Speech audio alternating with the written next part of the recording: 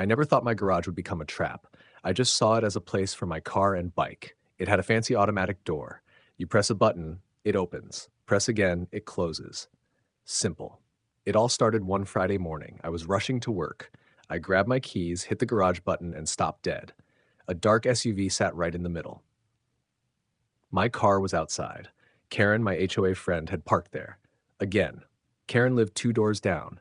She had a huge 4x4 SUV, black, tinted windows, chrome wheels. She bragged about it at every HOA meeting. She said she needed extra space. My garage? Empty, she claimed. She'd sneak in at night, leave her SUV inside, and take my driveway. That day, I looked at her parked SUV. I felt anger flare, but I also felt curiosity. The garage door had a big lock button inside. What if? I decided to test it later.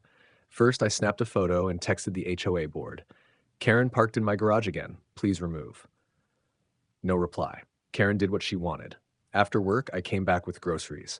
I stared at her SUV. I sighed and pressed my garage remote. The door closed with a soft thunk. I smiled, crossed my arms, and walked inside. Inside, I peeked through the window. The door was sealed. The keypad's light blinked.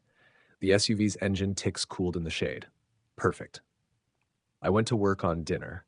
Pasta boiled, sauce bubbled. Then I heard it. Faint beeps. The garage door remote. She was out there. I grabbed my phone and filmed the beep beep thunk. Karen's muffled voice. Hello, hello.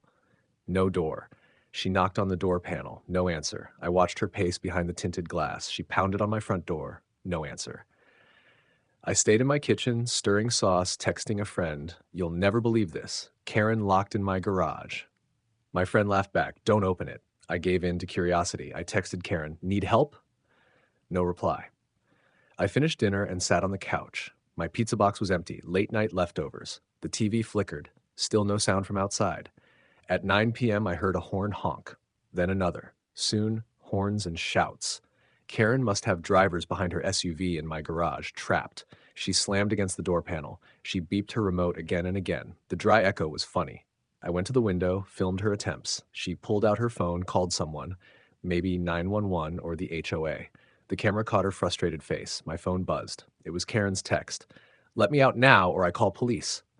I thought hard. I could ignore her, but then I felt mischievous. I replied, garage closed till Monday. Sorry.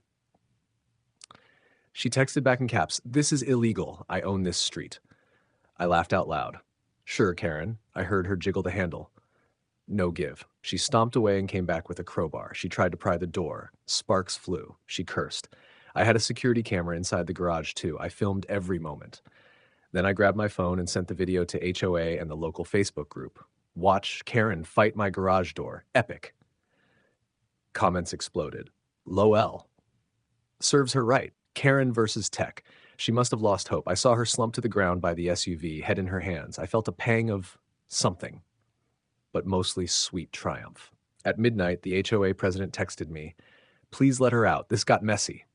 I replied, garage opens 8 a.m. sharp. She spent the night in the garage, air-conditioned of course, but still stuck. She texted me, begging for a ride home. I ignored it and turned off my phone. Sunday morning, I woke to silence. I pressed the garage button. The door whirred up. Karen's SUV rolled out, engine steaming. She glared at me, hair a mess. She sped off without a word. I checked my texts. One from HOA. Your garage trick was effective. No further action. I smiled, shut the door, and poured my coffee. Who knew a button and a locked door could teach Karen a lesson? Sunday morning, I woke up late. Sun streamed through the blinds. I yawned, grabbed my phone, and scrolled. My video of Karen flailing in my garage was blowing up on our neighborhood chat. Comments popped, OMG lol, serves her right, Karen versus garage 1-0. I grinned, grabbed coffee, and stepped outside. Her black SUV was gone. No dents, no scratches, just my own car back inside the garage where it belonged. I pressed the button. Door climbed open. I hopped in and started the engine. Just then, my neighbor Mia rolled up on her bike. Dude, you're a legend, she said. I heard she spent the whole night in there. Legend status, I agreed, revving the engine. Later, I drove to the corner store. On the newsstand, the local paper had a tiny headline, HOA, Karen trapped by technology. Under it, a grainy photo of her SUV behind my closed door. I laughed so loud the cashier gave me a side eye. Monday morning, I got a text from the HOA president. Please be mindful. Reopen garage if you see her. I replied, already did. But Karen wasn't done. That night, I saw her stalking around my house in her robe again, only this time she had a tow truck call in her hand.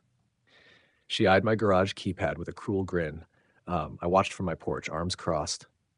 When she hit the call button on her phone, she gasped. No signal. My garage has a metal roof. Perfect dead zone. Next day, I got a voicemail. Your garage is interfering with my cell reception. I almost spit out my cereal. Then came the poisoning attempt. I found a small vial of engine stop spray under my windshield wiper. I filmed it and sent it to the HOA group with a single line. Is this your idea of recycling? The group erupted again. Half wanted to laugh, half wanted to call the cops. By Wednesday, the HOA scheduled a meeting. Karen showed up in her power suit, clipboard at the ready. She argued I was harassing her by locking her car again. The president raised an eyebrow. Please show us the video evidence. I played it on the big TV. Her midnight crowding, her crowbar sparks, her trapped face. The board members murmured. One said, "It's your garage." Another, "She parked without permission." They turned to Karen. She sputtered. No one backed her. The motion to file a formal complaint died in silence. Karen stormed out, muttering about suing everyone named Tanner. But the board chair grabbed her by the elbow. "You need to move on." She glared, then stalked away. That night I got a text from Karen. "This isn't over." I shrugged. "Garage opens 8 a.m. sharp." Thursday, she tried to slide under the radar. She parked her sedan, smaller, quieter, in the back alley garage. Sneaky, right? But my neighbor's ring cam caught it. I got an alert. I watched the sedan roll up, fade behind my garage door, then sit there all night. Friday morning, I pressed the button. Her sedan shot out. She stood there, hair frazzled. "You tricked me," she yelled. I just smiled. "Welcome to homeownership." She stomped off, left her phone behind. I picked it up, texted her contacts, found Karen's phone. "Call me." She called 30 seconds later, whispered, "Please return it." I replied, "Sure, after you pay this week's fines." I sent her a Venmo request for $400, 2 nights of unauthorized parking. She paid instantly. Saturday, I rolled out a new sign above my garage. "Karen's parking fees welcome." Neighbors laughed. Kids drew chalk arrows on the driveway pointing to "Pay here." By Sunday, Karen moved her car to the street. She avoided my driveway like the plague. I drove out that evening, past her house, and saw her packing her SUV. She was leaving the neighborhood, for good, I hoped. But before she drove off, she pulled into my driveway one last time, just to drop off a box of donuts with a note. "For all your community efforts, signed Karen." I laughed, waved, and ate a glazed one. The garage door closed behind me. By week 3, the story had spread beyond Maple Drive. My video was all over the city Facebook page. Local bloggers called me Garage Genius. Even the morning news did a short feature, HOA Karen versus Locked Garage. I felt famous. That Saturday, I woke to find a new message on my door. "You can't keep a neighbor's car hostage." Signed by Karen. I smiled, grabbed my coffee, and stepped outside. Her SUV wasn't in my garage. She'd moved it to the alley. But her license plate tag lay on my porch. I picked it up, snapped a photo, and posted it. Karen's new hiding spot. I unplugged the keypad outside the alley garage. Same trick. No signal, no button. I watched from my porch camera as she tried to open the remote. It flashed red. She pounded the door, then ran inside her house to fetch a ladder. I got an alert when she propped it against the wall and tried to climb in through the small service window. She fit half her body through before slipping, and her legs swung the ladder into the yard like a catapult. She tumbled, recorded in glorious slow-mo on my phone. Neighbors gathered. Mrs. Patel helped her up. "Need a hand?" she asked. Karen scowled, wiped dirt off her skirt, and limped back to her SUV. She tried the ladder again. No luck. She must have realized brute force wasn't working. That night, I planned phase 3, public shaming, harmless, fun, and legal. Sunday morning, I borrowed my buddy's flatbed trailer, decorated it with fake garage doors painted on plywood, and parked it in her driveway. On top, I put a sign, "Karen's Car Hotel, vacancy full." I handed out flyers, check-in fee smile. Kids painted the plywood doors with chalk, drawing mustaches and goofy eyes. Karen watched from inside, pacing behind her blinds. That afternoon, I drove the trailer away and replaced it with a real food cart, Garage Grub, serving free snacks and lemonade. The cart sat in her driveway again. Neighbor kids ran to grab cookies and juice. Karen banged on her front door. I handed her a plate. She looked at it like it was poison. Still, she didn't give up. Monday morning, her lawyer sent me a letter. Cease and desist all driveway events. I posted it on my fridge next to an HOA notice. Garage locked. Karen trapped. I tweeted it out and followers poured in. Plot twist. Next level low. Wednesday, the HOA sent a final warning. Stop using Karen's driveway or face eviction proceedings. I was blindsided. Eviction? I owned my house free and clear. I called my lawyer friend. He laughed. They can't evict you for parking your car in your own garage. He agreed to send them a rebuttal. Before I could fire off an email, I checked my security feed. A moving truck idled in her driveway, my garage. Karen had sold her SUV and stored it inside the garage with the truck parked outside. She'd swapped places. I watched her shuffle boxes around in the dark. What was she up to? My phone buzzed. Text from the HOA, your garage trick is too disruptive. Community vote Wednesday. Suddenly, my whole plan felt shaky. A vote could force me to stop. I raced to my laptop and drafted a defense. Timeline of events, video evidence, law citations. I copied every neighbor on the email. Thursday, a knock at the door. It was the HOA president with a ballot box. He said, "Tonight, we decide." Neighbors drifted by, picking up ballots. Some left quickly, others paused, peeking at my garage through the window. I handed out pizza and snacks, inviting them to watch a ballot counting party. As dusk fell, ballots filled the box. I peeked at the votes under dim porch light. Keep garage open versus find Tanner. It was close, just 2 votes apart. My heart pounded. Around me, neighbors buzzed about the voting. Karen's rumored supporters were hush-hush. I realized the war had reached a tipping point. Could I really win a community vote? Or would the HOA force me to open the garage and restore Karen's right to park?